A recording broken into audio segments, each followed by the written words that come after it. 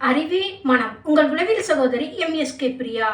இப்போ நிறைய பேர் தூக்கம் வரலைன்னு சொல்லி கவலைப்படுறாங்க. விடிய விடிய தூங்கவே முடியல. தூக்கங்கிறது கண்ணுக்குள்ள வரவே மாட்டேங்குது. படுக்கைக்கு போகணும்னா ஆத்திரம் வருது, கோவமா வருது, எல்லாத்துக்கிட்டையும் கோவப்பட்டுக்கிறதுனால அப்படின்னு சொல்றாங்க. ஏன் இந்த தூக்கமில்லை பிரச்சனைங்கிறது திடீர்னு ஒருத்தருக்கு வருது அப்படின்னு பார்த்தோம்னா, உங்களோட வாழ்க்கை சார்ந்த சிக்கல்கள் உங்களுக்கு தூக்க வெறிய கொடுக்கும். அப்போ வாழ்க்கை சார்ந்த சிக்கல்கள் என்னன்னா, தனி மனிதனோட ஒரு நடத்தை சார்ந்தது இது. அப்போ நீங்க இந்த தூக்கம் வரலைன்னு கவலைப்படுறவங்க ஆரம்ப காலத்துல பார்த்தீங்கன்னா அதிக நேரம் தூங்கியிருப்பாங்க. இல்லைன்னா அந்த தூக்கம் கிடைக்கலைங்கிறதுக்காக அதிகமா எனக்கு தூக்கம் இல்லை நீ தூங்க விட மாட்டேங்கிறீங்க, ஏன் என்னையெல்லாம் இப்படி டார்ச்சர் பண்றீங்க அப்படின்னு சொல்லி ஒரு நடத்தையில அவங்களோட செயல்பாடு இருந்துகிட்டு இருக்கும். அப்போ இந்த தூக்கம்ங்கிறது ஆரம்பத்துல நல்லா இருந்திருக்கும். இப்போ திடீர்னு ஒரு 10 நாளா இருக்கலாம், 1 மாசமா இருக்கலாம், 2 மாசமா இருக்கலாம், தூக்கமே வரலை அப்படின்னு சொல்லி தூக்க வெறியில இருந்துட்டு இருப்பாங்க. அப்போ இந்த தூங்குறதுக்காக பல மருந்துகள் எடுப்பாங்க. அப்பவும் அவங்களுக்கு தூக்கம் வராது.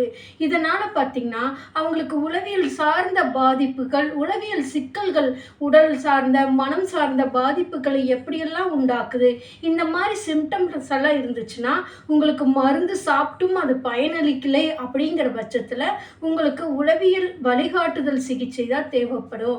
அப்போ உங்களுடைய ஆரம்ப காலத்திலிருந்து உங்களோட எண்ணம் சார்ந்து, சிந்தனை சார்ந்து, செயல் சார்ந்து, நடத்தை சார்ந்து ஏற்பட்ட அறிவின் பதிவு எப்படி வேலை செய்யுதுன்னு சொல்லி உளப்பகுப்பாய்வின் மூலியமாக நாங்கள் அதை கண்டறிந்து மாற்றியமைக்கும் பொழுது உங்களுக்கு இயல்பான தூக்கம் வருது.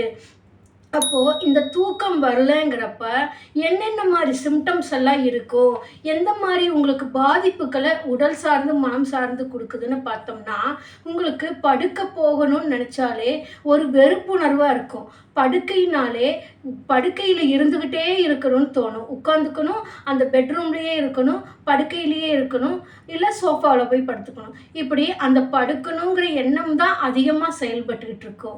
அந்த செயல்பாடு உங்களால் படுக்கவும் முடியாது. படுத்தா எந்திரிச்சு போயிடலான்னு தோணும். எந்திரிச்சா ஒரு வேலை செய்ய தோணாது. எந்த வேலை செய்யறதுக்குமே ஒரு ஆர்வம் அப்படிங்கிறது வராது. அப்போ இந்த நிலையில் நீங்கள் தொடர்ந்து போகிறப்ப தான் நீங்கள் விடிய விடிய முழிச்சுக்கிட்டு இருப்பீங்க. பக்கத்தில் இருக்கிறவங்க தூங்கிட்டு இருப்பாங்க. நம்மனால தூங்க முடியலேன்னு அடிக்கடி மணியை பார்த்துக்கிட்டு இருப்பீங்க. சோசியல் மீடியாக்களுக்குள்ளே போவீங்க. அப்படியாவது தூக்கம் வருமேன்னு நினைப்பீங்க. அப்பவும் உங்களுக்கு தூக்கம் வராது.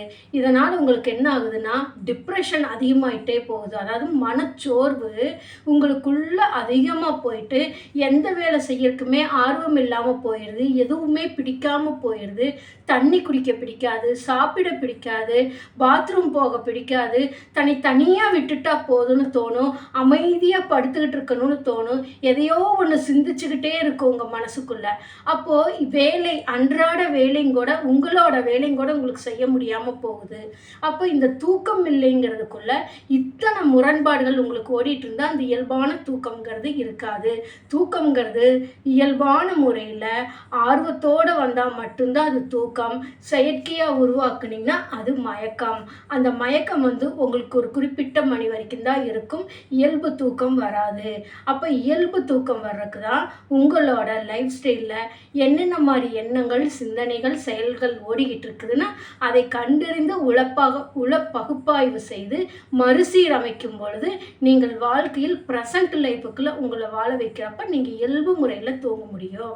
அப்போ தூக்கம்ங்கிறது தானாக வர்றதுக்கான வழிகளை உருவாக்குறதுக்கு தான் உளவியல் பகுப்பாய்வு உங்களுக்கு உதவி புரியுது. இதுக்கு தான் எங்களுடைய நிறுவனம் எம்எஸ்கே லைஃப் கிளினிக் ஃபவுண்டேஷன் கடந்த 20 ஆண்டுகளாக ஒரு தனி மனிதனின் வளர்ச்சிக்கு தேவையான உளவியல் பகுப்பாய்வு மற்றும் எம்எஸ்கே மென்டார்ஷிப் ப்ரோக்ராம், கல்வி, பொருளாதாரம், உளவியல் ஆரோக்கியம், சமூக நலன் இவற்றில் வெற்றியடைவதற்கும் வளர்ச்சியடைவதற்கும் இயல்பான முறையில் ஒரு சூழலை எப்படி சமாளிக்க வேண்டும், எப்படி அணுக வேண்டும் என்பதற்கான உளவியல் பகுப்பாய்வு மற்றும் எம்எஸ்கே மென்டார்ஷிப் ப்ரோக்ராம் கொடுத்து கொண்டு வருகின்றோம்.